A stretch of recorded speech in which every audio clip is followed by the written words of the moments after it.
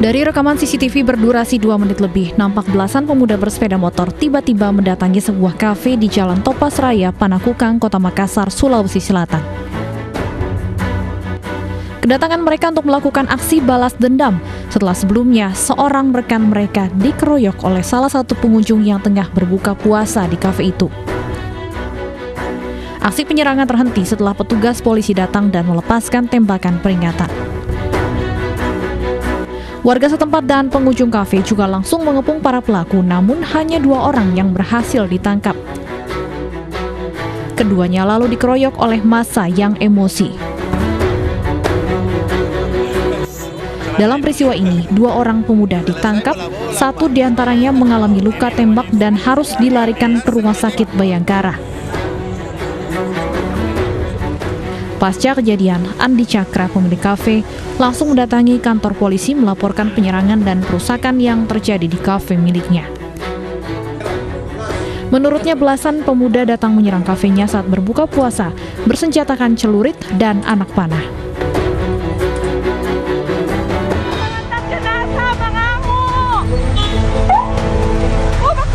Video berdurasi 44 detik ini merekam keributan yang diduga terjadi di pintu tol Tamalan Rea, Makassar, Sulawesi Selatan. Video direkam seorang wanita yang terjebak macet akibat keributan yang terjadi. Sang perekam menyatakan kemacetan terjadi karena pengantar jenazah menyerang petugas tol. Tidak dibukakan, dan di situ pada saat itu terjadi dialog penjelasan dari petugas tol. Ya, ada beberapa mobil yang memang harus berbayar. Oleh pada saat diberikan penjelasan pada saat itu, tiba-tiba ada salah seorang ini membuka paksa palang gerbang tol di Tamalan Rea. Akhirnya petugas tidak kuasa pada saat itu, petugas tol Jasa Marga lewat kendaraan itu. Nah, pada saat lewat ini terjadi pemukulan juga. Keributan mereda saat seorang pria yang diduga petugas keamanan melerai perkelahian. Video keributan di pintu masuk tol ini sempat viral di media sosial.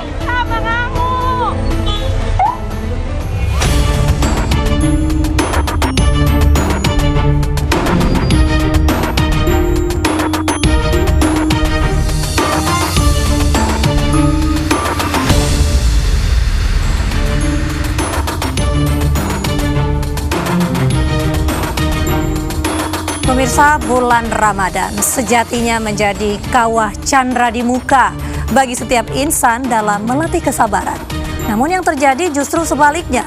Seorang kepala dusun tega menganiaya istri sirinya lantaran telat masak untuk berbuka puasa. Mirisnya lagi, sang istri telat masak karena peralatan masak tidak tersedia di rumah. Pemirsa, selain kasus KDRT tadi, selama 45 menit ke depan, Realita juga akan menghadirkan berita-berita kriminal pilihan. Bersama saya, Mirva Suri.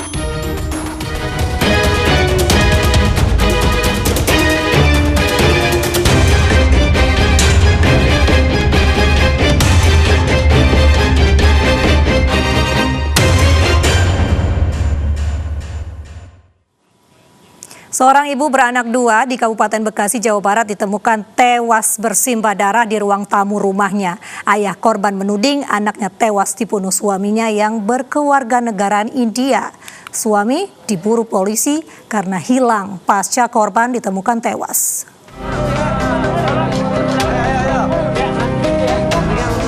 Warga perumahan Gria Asri 2 Desa Sumberjaya, Kecamatan Tambun Selatan, Kabupaten Bekasi, Jawa Barat, Minggu malam digemparkan dengan tewasnya Wulandari, seorang ibu muda beranak 2 berusia 27 tahun.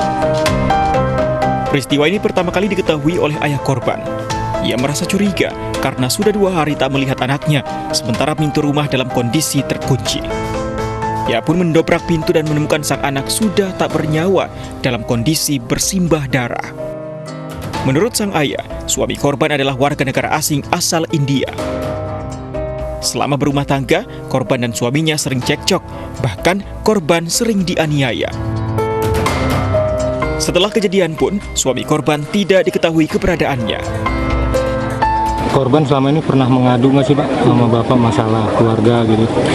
Ya selama ini sih ada rumah tangga ya, terutama ekonomi. Pak, suaminya kan hilang semenjak korban ini kejadian Pak. Emang suaminya sendiri apa keseharian mereka memang sering ribut atau tidak? Tiap hari sini. Sementara dari keterangan polisi, diketahui bahwa ditemukan banyak luka bekas penganiayaan dan benda tajam di tubuh korban. Suami korban tidak bisa dihubungi dan kini masih dalam pencarian.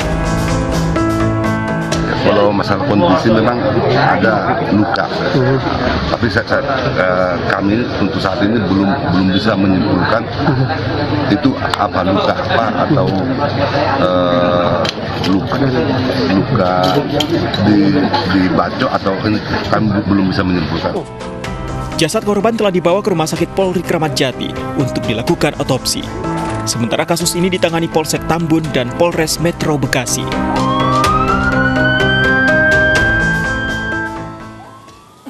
Seorang kepala dusun di Kabupaten Kepahyang, Bengkulu ditangkap polisi setelah menganiaya istri sirinya. Pelaku memukul korban hanya karena belum masak, padahal sudah masuk waktunya berbuka puasa.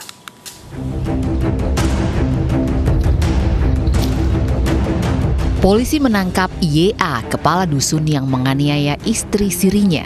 Pria 23 tahun ini sempat mencoba melarikan diri saat diburu polisi, namun upaya itu gagal. Pelaku kini ditahan di Mapolres Kepahyang, Bengkulu. Pelaku nekat menganiaya istri sirinya karena belum masak. Istrinya tidak memasak karena memang tidak ada alat masak. Sementara kita menyangkakan ke pasal karena lukanya dia tidak bisa beraktivitas, kembali ke pasal 351 ayat 2 yaitu luka berat KUHP. Jadi itu di sana nanti akan kita melaksanakan untuk pengembangan lebih lanjut karena informasinya si tersangkanya ataupun suami sirihnya ini merupakan orang yang temperamental. Korban LN mengalami luka di bagian wajah dan tangan akibat dipukul pelaku. Korban dan orang tuanya melaporkan pelaku ke polisi. Pelaku terancam hukuman pidana 2 tahun penjara. Sementara itu, ibu 2 anak di Prabu Muli, Sumatera Selatan nyaris tewas akibat dianiaya suami. Kasus KDRT ini sudah berlangsung selama 13 tahun. Ironisnya, penganiayaan yang dilakukan usai sahur dan sholat subuh ini disaksikan anak mereka yang masih balita.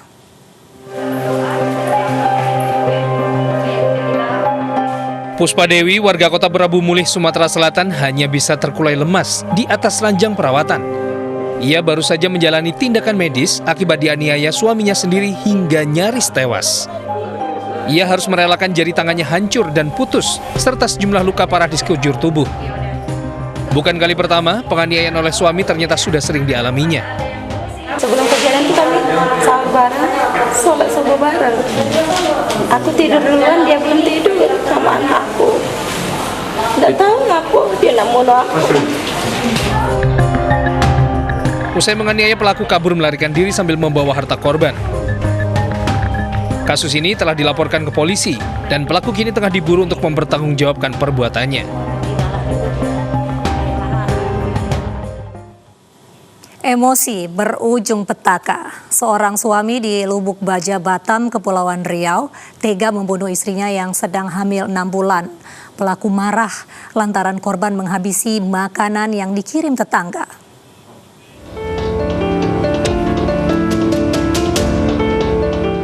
Lulu, seorang ibu rumah tangga yang tinggal bersama kakaknya, dibakar hidup-hidup oleh mantan suaminya.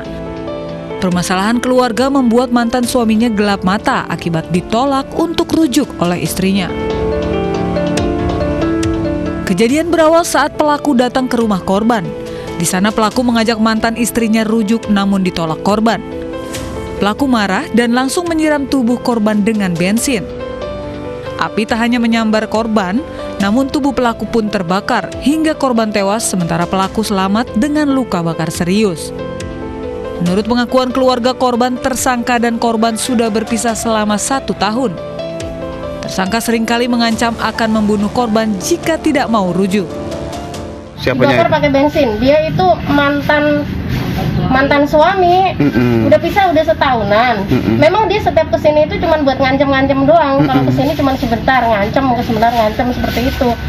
Aku mau bakar rumah kamu nih, gitu-gitu. Korban sudah dimakamkan di pemakaman yang berlokasi tak jauh dari rumah korban.